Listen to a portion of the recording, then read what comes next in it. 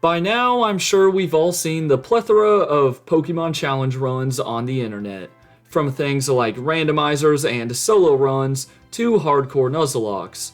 But have you ever seen a playthrough of a Pokemon game where someone uses the exact same Pokemon as every trainer that they fight? And when I say every trainer, I mean everyone, from youngster Austin on Route 2 to the champion Diantha. And by using the exact same Pokemon as my opponent, I mean that my Pokemon have to be at the same level and know the same moves. In order to make that task a little easier, I will be generously giving myself rare candies, as well as any Pokemon that I can't catch in the wild. Anyways, without further ado, it's time to find out if I can beat Pokemon X while mirroring every trainer's team in battle. The game began with a monumental moment for our YouTube channel. This is because if you've seen a bunch of my other videos on my channel, you would know that I've always had to name myself TQ due to there not being enough character spaces. However, in Pokemon X, there is just enough spaces to make my name Terraquake. Oh man, I feel like this challenge is already complete. Anyways, I had to replace Fennekin with another Chespin in order for both me and Shauna to have the same Mons in the first rival battle. Also, I probably won't be nicknaming my Pokemon in this playthrough, since I'll be catching so many different Pokemon throughout the game. As for the rival fight, my Chespin proved to be superior to Shauna's. From there, my first task was to catch a Zigzagoon on Route 2 and level it up to level 5. This allowed me to match youngster Austin's Zigzagoon at the end of the route, and even though I had to use a potion during this battle, we eventually knocked out his Zigzagoon. However, I realized that some battles in this challenge could come down to things like speed ties, natures, or critical hits, which kind of worries me. Moving on to the Santaloon Forest, it was time for the next trainer. Or was it? You see, when I say that I'll be using the same Pokemon as every trainer that I fight, it doesn't mean that I have to battle every trainer on every route. So I can just skip out on the optional trainers, which will cut down on the amount of time it takes for me to make this video. Last Anna was not optional though, so I had to take her on with a Pikachu of my own. It was a little annoying since all I could do was go for Thundershock, but thanks to her dumb trainer AI, we were never in danger. With there being no other mandatory trainers in between that battle and the first gym leader, besides an easy gym trainer, it was time for Viola. Right off the bat, I was at a disadvantage since her Vivillon knew Infestation, while mine didn't, since that move is a TM. So I just had to tackle away against her Surskit until it went down. I switched into my Surskit to get off a few quick attacks on her Vivillon before letting Surskit die. It was then a Vivillon v Vivillon showdown, and all I could do was go for tackle while she hit me with residual damage by using Infestation. However, even after Viola used a potion, I had just enough potions myself to outlast her with tackle and barely nab the first badge. Over in Lumio City, I had to face Professor Sycamore's trio of Kanto starters. And because we each had a grass, fire, and water type on our team, it was pretty easy to counter whichever Pokemon Professor Sycamore had out on the field. Another easy fight was Tierno on Route 5. His Corphish only knew Vice Grip and Swords Dance, but luckily Tierno never went for Swords Dance, so my Corphish had no issues taking him down. I guess he was looking for revenge at the end of Route 7, as Tierno teamed up with Trevor to take on me and Serena. But Trevor's Pikachu proved to be useful, as it handled Corphish, Pikachu, and Flabebe with a little help from Serena's team. Yet again, me and Serena formed a tag team, this time in the Glittering Cave against Team Flare. However, my Scraggy knew Brick Break, and Serena had Esper, so the Grunts never stood a chance. My strategy going into the gym battle against Grant was to just use the opposite of whichever Fossil Pokemon he had out at the time. But I sort of forgot about Amora's Refrigerate ability, so Tyrunt didn't even live to see a turn. And while my Amora eventually took out Grant's, I didn't have enough health remaining to finish off his Tyrunt. Alright, next attempt, and this time around I got to Tyrunt with both Mons alive, but he still quickly took care of Amora. Unexplainably though, Grant decided to use Stomp on my Tyrunt instead of going for Bite. So I took that opportunity to land some bites of my own until I got a critical hit, winning us the second badge. We ran into a roadblock while leaving Geosenge Town as we were forced into a battle with Karina and her two Lucarios. Both of her Lucarios outsped mine and always went for power-up punch, meaning I had no chance in this fight. The first couple of tries went about as horribly as they could have, but all of a sudden in one of the attempts, Karina randomly decided to say, "Hey, I'm gonna use Swords Dance and Metal Sound instead." So on that try, we won without any issues. I just don't get Pokemon AI sometimes. Our first one-on-one battle with Serena at the Tower of Mastery went great. Absol handled Meowstic, Frogadier took care of her Absol, and my Meowstic dealt with her Frogadier. Thank goodness the actual gym battle with Karina wasn't nearly as difficult as the fight in Geosenge Town. I just kept Hawlucha out the entire time and spammed Flying Press. Even when she got a chance to use Flying Press herself, Karina elected to go for Power Up Punch first. Yeah, I'm really not surprised at this point. The Mega Lucario battle with Karina was pretty convenient, as I was already given the same Pokemon as her, and I just had to use my super effective Power Up Punch to win. Serena's team barely changed from the Tower of Mastery to Coumarine City, so this battle went the exact same way as the last time. Moving on to Ramos, I tried to give Weepinbell a chance at the start of the fight, but it just got one-shot by Jumpluff's acrobatics. So I had to resort to my own Jumpluff, who hung on with the 3 hit points and knocked out his Jumpluff. Weepinbell was an OHKO, and I thought acrobatics would also take out Go-Go, but it didn't, only for him to miss a takedown. That was pretty lucky, because if Jumpluff died, things could have gone downhill. The two Team Flare admin battles in the power plant were kind of annoying because all of my attacking moves were not very effective.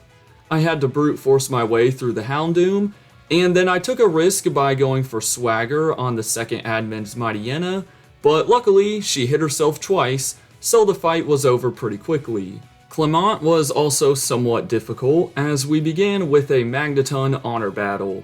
However, he ended up using Electric Terrain, which only made my Thunderbolts do more damage. Next up was Heliolisk, and my best bet was to spam Quick Attack and Thunderbolt using my own Heliolisk. After some healing items, we eventually got the job done. Last out was Emolga, who got owned by a single Thunderbolt. Once again, Serena's team hardly even changed from the last battle, so our match on Route 14 was much of the same, minus the fact that she had a Greninja now, which only made it harder for Meowstic to take it out, as we lived with only 13 HP. Valerie got off to an interesting start, as every attacking move I had was not very effective on her Mawile. Luckily, I got a special defense drop with Mr. Mime's Psychic, so she wasn't too difficult to deal with. I then let my Mawile whittle down her Mr. Mime before letting it go down so that Sylveon could finish the job. Last up was an honor battle between our Sylveons, and after trading dazzling gleams, we eventually came out on top. In the Pokeball Factory, Scraggy completely wiped the floor with the first admin's team. Next was a double battle with Celosia and Bryony. Manectric's Lightning Rod ability caught me off guard, so instead I focused on Manectric first, before circling back around and taking out Liepard. I got a little worried against Mabel in the Frost Cavern as she immediately used Embargo. However, Foul Play did more damage than I thought it would do, so I had nothing to worry about. Serena finally added another Mon to her team in Anastar City, but it was just a Flareon, so most of this fight was a repeat of the previous ones. Her Greninja now knows Dark Pulse though, meaning Meowstic couldn't fully get the job done against it, so I sent in Flareon for the cleanup. I thought Olympia would give us a good test, but the 7th gym battle went better than I thought it would. Slowking chucked some rocks at Sigilyph until she went down, so Meowstic was out next. I was able to whittle her down with some air slashes thanks to setting up a light screen for my team, but Sigilyph eventually died. However, my Meowstic easily finished her off before also knocking out Slowking. It was now that point in the game to start the Team Flare gauntlet, beginning with Lysander in Illumio City. Murkrow one-shot his Mienfoo, but Gyarados quickly put an end to Murkrow. I then sent out my own Gyarados, who was not only able to finish him off with Outrage, but he also made quick work of Lysander's Murkrow and Pyroar. Next was Aliana, and my Druddigon had no issues with her Mightyena. But then I ran into a problem. Her Druddigon finished me off, and for whatever reason, the only move that both of our Mightyenas shared was Taunt. This meant that I had to sack off Mightyena in order to revive Druddigon. So after making that sacrifice, we won the battle. The next admin battles weren't nearly as threatening. Drapion and Manectric took out Celosia's team, Bisharp swept Bryony, Weavile kicked its way through Mabel's team, and Malamar and Crobat took care of Zerozik? Is that even how you say his name? Look, just don't make fun of me in the comments. The last two Lysander fights were pretty similar. Honchkrow OHKO'd Mienshao, and while Gyarados was able to knock out two of my team members, Pyroar finished him off before my Gyarados killed Lysander's last two Pokemon. Then after we caught Xerneas, Honchkrow once again one-shot Mienshao, and Gyarados had no problems with Pyroar and Honchkrow. One advantage that Lysander had though, was that he had a Mega Gyarados who did manage to take out my Gyarados before I defeated Water with Fire, because I know my type matchups. The second Professor Sycamore battle in Koriway Town went about the same way as the one in Lumiose City, just now all of our Pokemon were grown-ups, so yeah. Route 19 featured those back-to-back-to-back matches against Shauna, Tierno, and Trevor. Now because each of them had 3 Pokemon, there was no way for me to completely replicate their team in my party. So instead, I chose 2 of the 3 Pokemon from each team, as that seemed like the best way to go about it. And hey, maybe it would make these battles a little more difficult. Oh, it's already over. Yeah, besides a close call with Tierno's Crawdaunt, none of them gave me a real challenge. We did receive a pretty good test from Wulfric though. My Cryogonal dealt some great damage to Abomasnow, but because Wulfric used 2 Hyper Potions, I eventually just let Cryogonal go down so that Avalugg could finish him off. His Cryogonal stood no chance, so Wulfric was down to the ace of his team.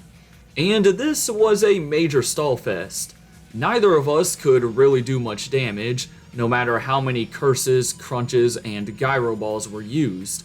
After a while, my Avalugg fell, but Abomasnow was able to dish out some decent damage with Energy Ball, so we won the fight, but not very easily. Time for the final showdown with Serena in Victory Road, but I just handled her team the same way I've been handling it.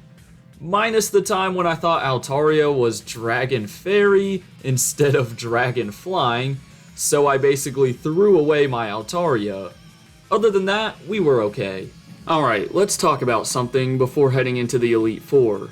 Obviously, I have no way of accessing the PC in between Elite Four battles, meaning there's unfortunately no way for me to have the same team as each Elite Four member. Now, in order to make the champion battle as good as possible, I feel like it's best if I go ahead and give myself the champions team. So am I kind of breaking the rules? Yeah, but I really have no other option.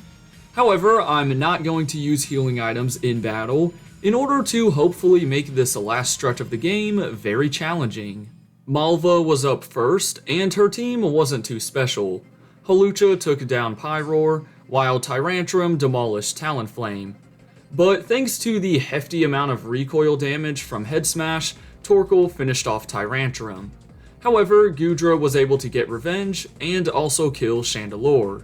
Cybold was the second Elite Four member. There's another name that I'm definitely pronouncing wrong, by the way.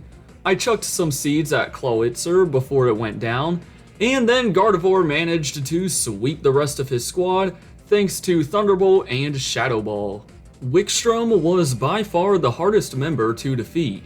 I thought I was fine by going for Earthquake with Tyrantrum on his Klefki, but he hung on with literally 1 hit point and then proceeded to OHKO me with the Dazzling Gleam. Gardevoir cleaned up the situation, and Goodra wiped out Scizor.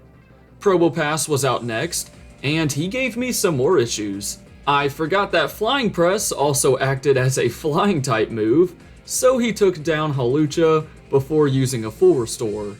Gardevoir was able to whittle him down with Thunderbolt though, so Aegislash was out last. Shadow Claw took care of Gardevoir, but he was no match for a Phantom Force from Gourgeist. To round out the Elite Four, I faced Drasna, who ended up being a one-shot sweep, as Tyrantrum knocked out Dragalge, and Aurorus dealt with her other 3 Mons. I did run out of Blizzards though, so hopefully that doesn't come back to screw us. Anyways, it was finally time for the biggest mirror match of them all against the champion, Diantha. I obliterated Hawlucha with a Moonblast, and Tyrantrum chomped down Gourgeist, while also getting Diantha to waste a full restore.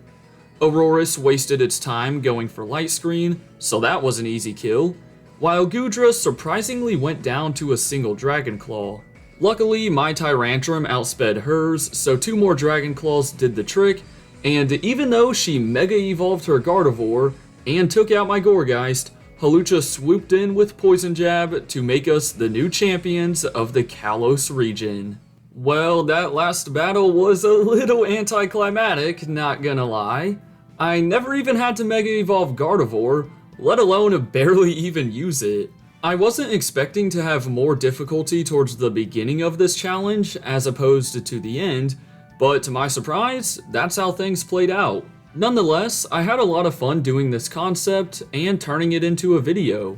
For now though, I hope you guys enjoyed, have a great rest of your day, and until next time, deuces!